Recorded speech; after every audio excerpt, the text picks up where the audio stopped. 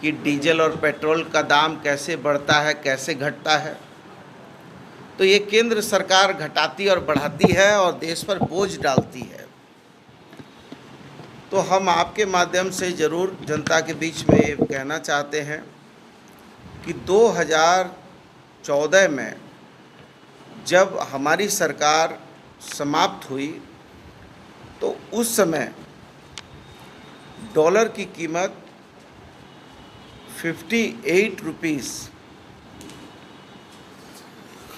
के करीब थी और जब आज उनकी सरकार है तो ये डॉलर की कीमत 83 रुपया 37 पैसे हो गई।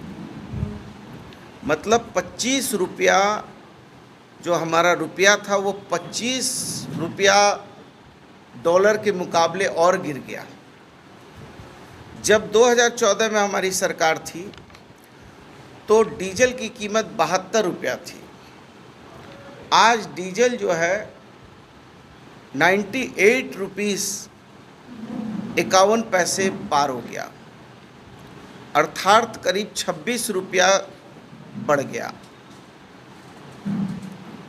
पेट्रोल बढ़ गया, 72 रुपया पेट्रोल था जो 98 पॉइंट कुछ में आ गया। डीजल 55 रुपया था, आज डीजल 92 रुपया 91 पैसा पर आ गया। मतलब 37 रुपया डीजल के दाम में इजाफा हो गया। और उसके बाद भी प्रधानमंत्री जी ने अभी कहा कि 400 पार का नारा उन्होंने बुलंद किया।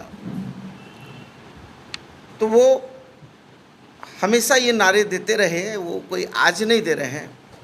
आपको याद होगा कि बंगाल का जब चुनाव हुआ था तो उन्होंने कहा था कि बंगाल में 200 पार, लेकिन बंगाल की जनता ने उनको 73 में लाके रोक दिया था।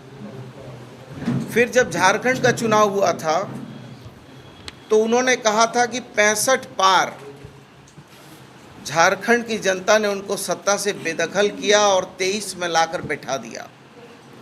फिर उन्होंने कहा था दिल्ली में, आपको याद होगा चुनाव हुए थे तो दिल्ली में कहा था कि 45 पार और 8 सीट में लाके जनता ने उनको बैठा दिया था। फिर वो हरियाणा गए, हरियाणा में कहा कि 75 पार, तो उनको लाके 40 में रोक दिया। फिर वो गए कर्नाटक, तो कर्नाटक में कहा 130 पार, तो कर्नाटक में उनको 65 पर रोक दिया। महाराष्ट्र में गए तो कहा 150 पार, तो 105 में लाके रोक दिया। मिजोरम गए तो वहाँ कहा कि 21 पार, तो 1 में लाके रोक दिया। तो ये एक नैरेटिव सेट करते हैं, लोगों में एक भ्रम पैदा करते हैं और ये भ्रम का नतीजा है कि आप देख लीजिए जितना बोला है, आप सभी राज्यों का यदि आकलन करेंगे तो 50% से भी कम इनके स्ट्राइक रेट रहे हैं। तो इस बार क्या लगता है कितना पार कर पाएंगे? तो इस बार तो मैं कहना चाहता हूं कि देश की आदरणीय वित्त मंत्री हमारी बड़ी बहन सीतारमण जी के पति ने, जो खुद एक बहुत बड़े अर्थशास्त्री भी हैं और राजनीतिक के विश्लेषक हैं, उन्होंने खुद कहा है कि ये 220-30 पार नहीं कर पाएंगे। और हम आपको ये कहने के लिए आए हैं कि आज जो ये देश की लड़ाई है, ये देश की लड़ाई इस देश के संवैधानिक मूल्यों की रक्षा करने के लिए भी लड़ाई है। ये लड़ाई लोकतंत्र को बचाने के लिए भी लड़ाई है। ये लड़ाई बाबा साहब अम्बेडकर के उस आरक्षण के साथ जो खिलवाड़ करने का दुस्साहस इन्होंने, याद कीजिए 2018 में भी किया था कि SC/ST कानून को तोड़ने के लिए सुप्रीम कोर्ट में हल्फनामा दायर हुआ था और वो SC/ST कानून को कमज़ोर करना चाहते थे। लेकिन समय रहते हुए देश की जनता जग गई, सुप्रीम कोर्ट जग गया और इनके मंसूबे नाकामयाब हो गए। जब इनके बिहार के चुनाव में RSS प्रमुख गए तो उन्होंने आरक्षण तोड़ने की बात की थी। खुद प्रधानमंत्री जी आरक्षण तोड़ने की बात कर चुके हैं। तो ये कहीं ना कहीं ये चुनाव संविधान को बचाने का चुनाव भी है, बाबा साहब अम्बेडकर के उस आरक्षण के रोस्टर को लागू करने का भी चुनाव है। लोकतंत्र में जो एकाधिकारपत्य कायम करके ये इस लोकतंत्र को तोड़ना चाहते हैं, इसके विरुद्ध भी जनता में संक्रांत है।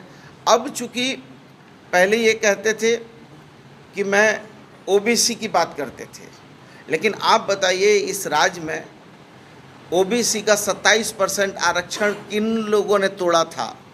कौन मुख्यमंत्री थे? किसका कार्यकाल था?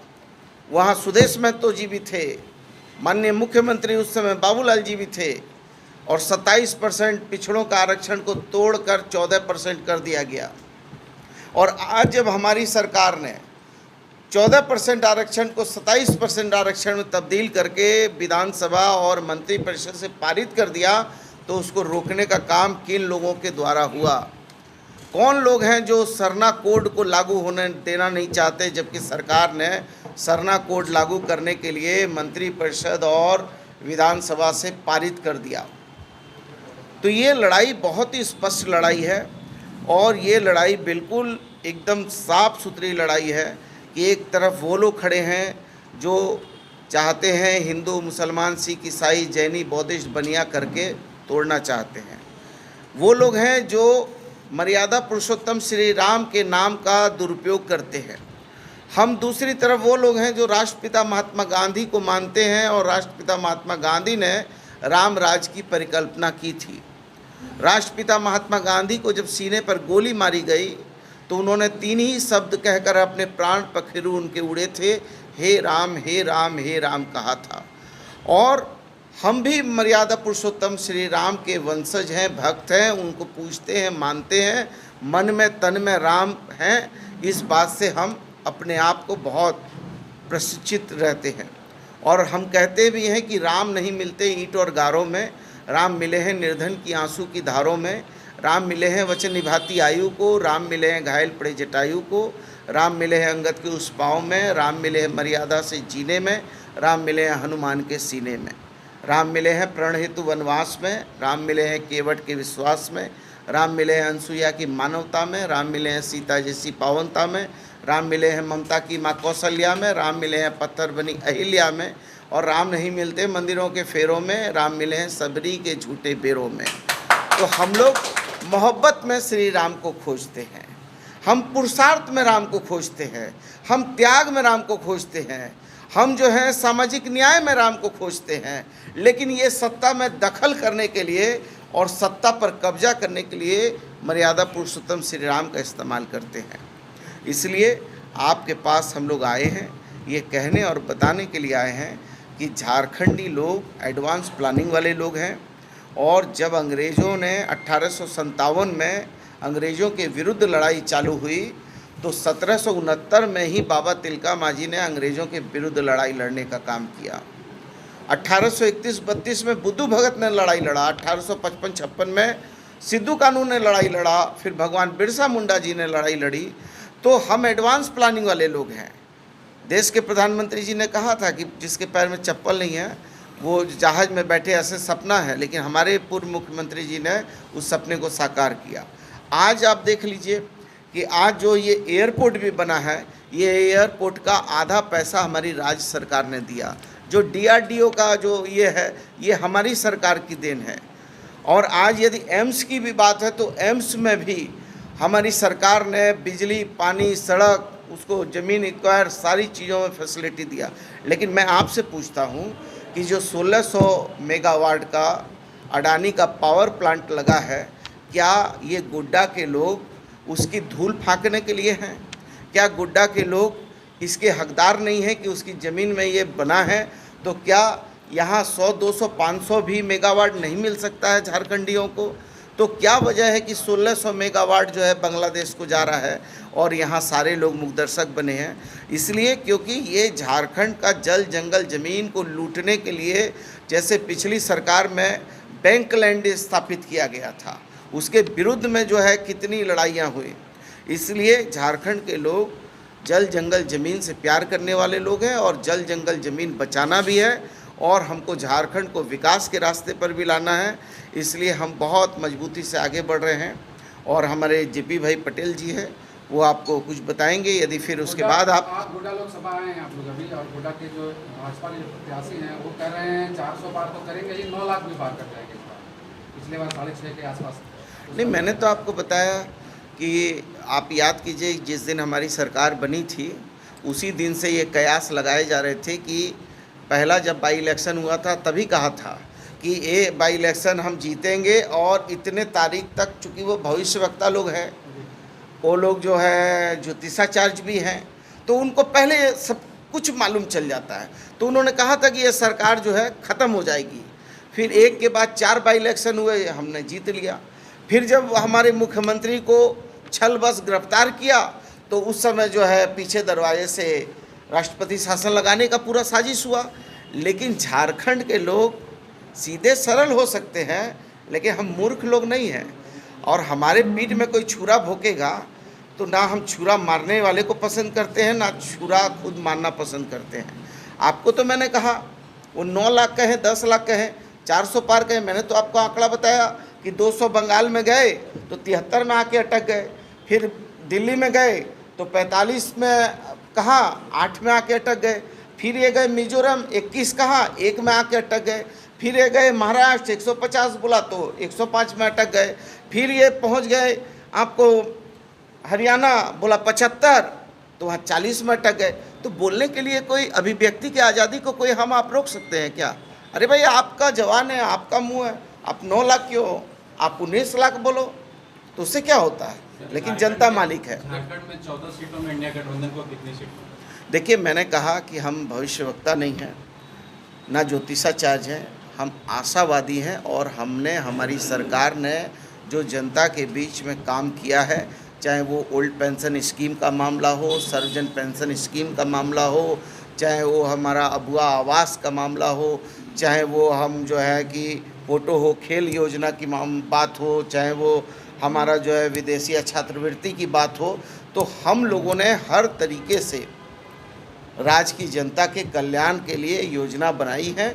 और राज्य की जनता, झारखंड के लोग सीधे साधे सरल लोग हैं, भगवान बिरसा मुंडा को मानने वाले लोग हैं, शहीद निर्मल महतो को मानने वाले लोग हैं, विश्व गुरु शिबू सोरेन में विश्वास करने वाले लोग हैं।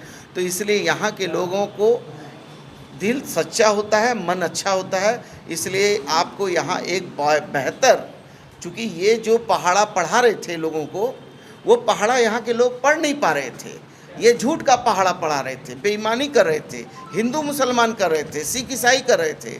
तो ये पहाड़ा झारखंडी लोग नहीं पढ़ने पाते हैं, और झारखंड का पहाड़ा जो है वो इनके समझ से परे है, इसलिए फंस गए हैं झारखंड के चक्रव्यूह में।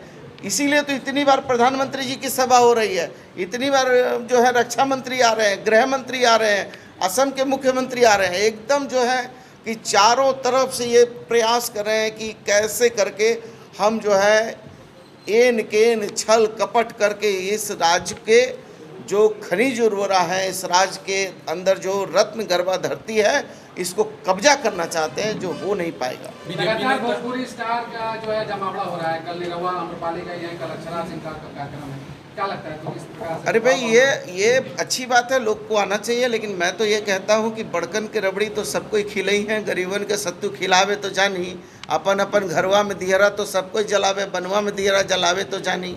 तो ये लोग जो है, ये लोग तो झूठ फरेब करने वाले लोग हैं ना, हम लोग तो सीधे सरल लोग हैं। बीजेपी नेता अभी गोड्डा लोकसभा पहुंचे थे, उन्होंने कहा फिर 4 जून को आप लोग ईवीएम का रोना रोएंगे। नहीं, देखिए, अब उन लोग को मालूम है, उन लोग को तो मालूम है, हम लोग तो एक ही चीज़ जानते हैं कि बच्चा जब पैदा होता है तो वो रो के पैदा होता है, और जब जो जाता है तो रुला के जाता है। लेकिन इन लोगों को, ये आम लोगों को भी रुलाने, और इसके ये महारती लोग हैं कि कैसे करके किसी को हिंदू के नाम में रुला दो, किसी को मुसलमान के नाम में रुला दो, किसी को ईसाई के नाम में रुला दो। तो ये चेहरे पर मुस्कान देने वाले लोग नहीं हैं, ये रुलाने वाले। इसका ये MBBS FRCS CBCS लंदन वाली डिग्री है इनके पास, ये बड़े अच्छे लोग हैं, ये किसी का खुशी नहीं देख सकते हैं, सबको दुखी। कुछ लोग ऐसे होते हैं जो घूम घूम के सबको परेशान करिए, बोलेगा कि भाई परेशान कर रहे हैं, बोला इसमें मज़ा आता है। तो ये मज़ा लेने वाले लोग हैं, लोगों को परेशान करके। JP भाई जी कुछ बोलिए। आप बोल